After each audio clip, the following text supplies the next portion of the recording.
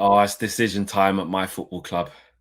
It's decision time at Manchester United, man. Ole Gunnar Solskjaer seems like he's the front runner to get the long-term interim job. But Michael Carrick is in the picture. Ruud van Nistelrooy is in the picture. Now, we're going to get laughed at. We're going to get called embarrassing from the world of football. I get it.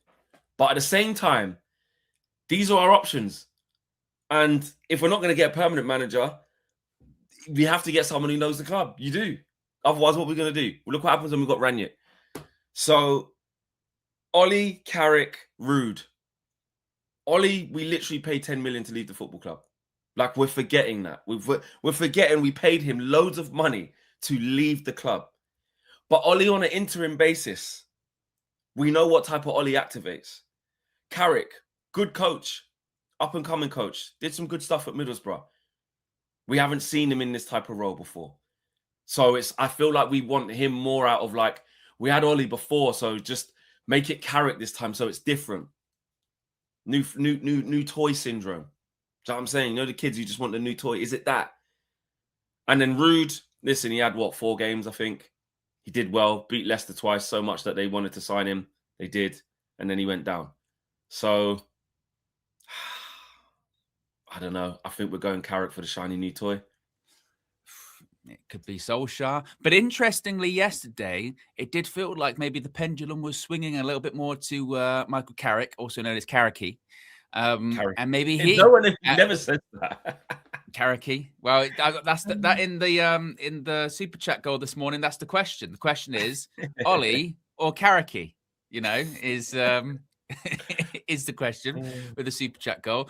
Because as you say, it looks like it's between those two. Some sort of Ruud van Nistelrooy stuff sort of coming in there as well, you know. But as the Athletic said previously, Manchester United, they're set to meet Ole Gunnar Solskjaer and Michael Carrick, aka Carricky, in the next. Well, this was a couple of days ago, so the suggestion would be that maybe it's today. There was some talk, wasn't there, about Ole Gunnar Solskjaer had some sort of commitments. I think he was going to a funeral or something like that yesterday, so he wasn't available for these chats. And of course, the focus was also on the midweek fixture for Manchester United in the Premiership. But today, seemingly, these talks could be happening with not only Solskjaer, but also Carrick, and maybe also Ruud van Nistelrooy as well. But we know that Darren Fletcher's going to be in charge for the game against Brighton in the FA Cup on Sunday. But the question is, who's going to be in charge for the derby, Flex? And I don't know. I mean, you get some reports coming out, not yesterday, more so the day before, from Norway, basically going, look, Ash, you can't eat these. You can't eat those. I'm going to have to tuck those in.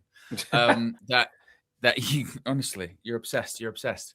That he basically, the contract was almost done for Ole. That was the suggestion a couple of days ago. Now it's going back to, well, maybe Carrick, maybe Ruud.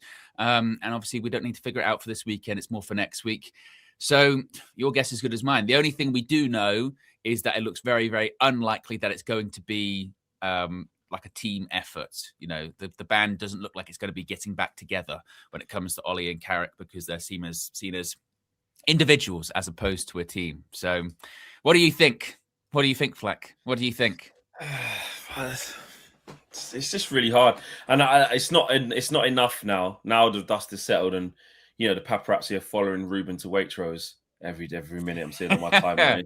It's ridiculous. And so Ole outside some shops as well. Did you see that one? Ole's in Cheshire today, where he lives. Wilmslow, yeah. It's just like, come on. Like, okay. I hate when the press do this. I know it's their job and stuff, but, you know, Ruben's getting on with it. He's smiling. He's happy. He's fine. It's all over, right? It's what it is. But so that leads me on to, like, I'm away from that now, and I have been thinking more about what this needs to look like. I need to get the whole permanent thing out of my head. Like, it's obviously not going to happen. That's not what we're looking for. It's not what's on the cards. Like, we know this. Look at the Athletic. We know what's going on. I just think the Carrick thing. Are you tired of it? Are you tired of it already? Well, I'm definitely tired of it. But we have to be here for it, right? We have to appoint someone. Do you know what I mean? You say you have to. You could say give it Fletcher to the end of the season, but I don't think that's going to happen. They're going to give it to, you know, a more experienced interim or / coach than Darren Fletcher, because he's literally never managed before. So they're not going to give it to Darren Fletcher. I just think with Carrick, listen, he did a good job at Middlesbrough for a couple of seasons. Like, he turned them round. He didn't make the playoffs, though. He didn't. He revitalized the club. He got them going, and he showed some good attributes where you go, tell you what, he looks like he's up and coming. That's good. But at the kind of final hurdles, he even got a contract extension, I remember, as well. Like, he did well. Yeah, because it started really well, and it was like, oh, all right, they're doing okay. And then, like you said, then I remember one start to the season was really poor. They didn't win any games at the start of one season for a long, long time, wasn't it? And then, look, ultimately, he doesn't have the job anymore, which kind of goes to show. He doesn't. Yeah, that's what I'm saying. He left. He left last summer. Yeah, he left last summer because they finished like, I thought it was 9th or 10th or something like that, mid-table, and didn't get into the playoffs. So they're like, got to go in a different direction.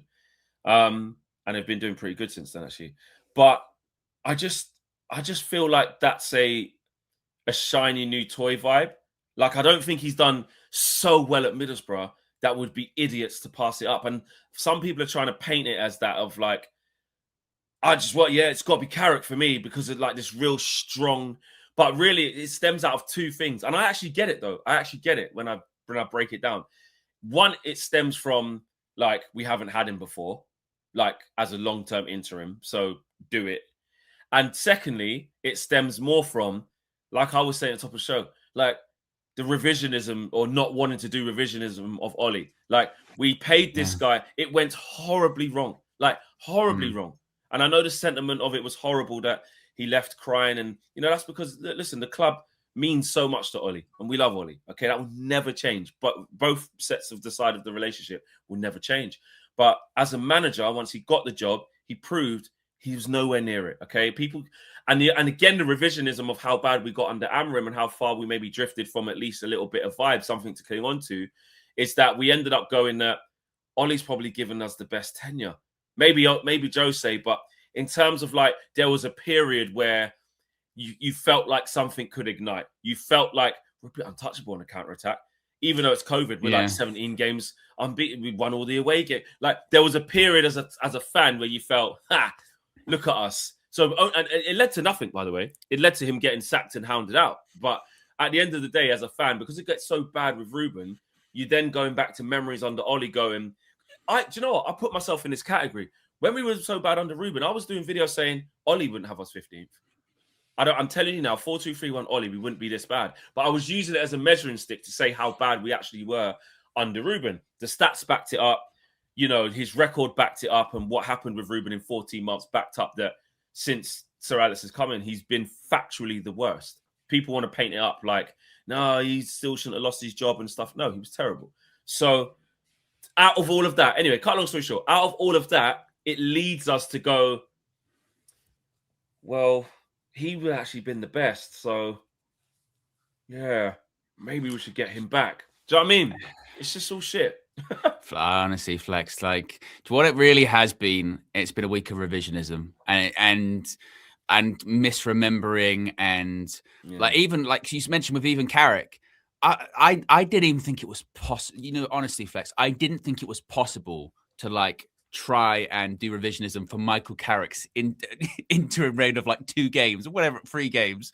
But there's even that. There's going, yeah, but when Carrick was interim before, he was unbeaten in those 3 games. And, they were tough games. They were Chelsea, Villarreal, and Arsenal. So he should come back and do it for the rest of the season. He'd like, what are we doing? What are we doing here? And I also get it like, okay, there aren't many options. Who are you going to get? Because that's the pushback. Whenever you have a Windsor or a Moan, the pushback is, well, who are you going to get, Owen? Who are you going to get? You know what I mean?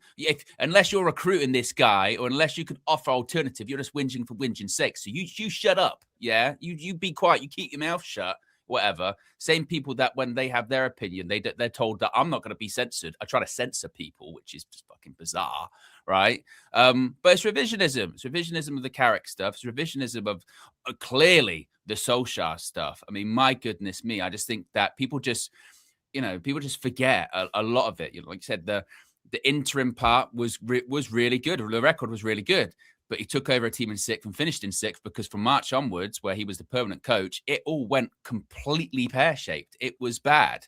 Then when it was his first full season, until it's Bruno in and the world shut down, it's bad. And then the best period of time under Ollie, comes when nobody's watching. Nobody's there because it's COVID. The same COVID that we say to ops, oh, what you did in COVID, that doesn't count because it was in COVID. No one watched it. And yet we're trying to justify bringing Ollie back for something that happened in COVID when nobody was watching. That makes a lot of sense, doesn't it? When people came back into the stadiums, it got bad again. On top of that, there's revisionism of, oh, just Cristiano came in and that's what ruined it. You know, it was Cristiano Ronaldo came in and that ruined it for Ole Gunnar Solskjaer. And you go, no. Actually, before Cristiano Ronaldo came in, earlier on that season, it still was not great. You forget.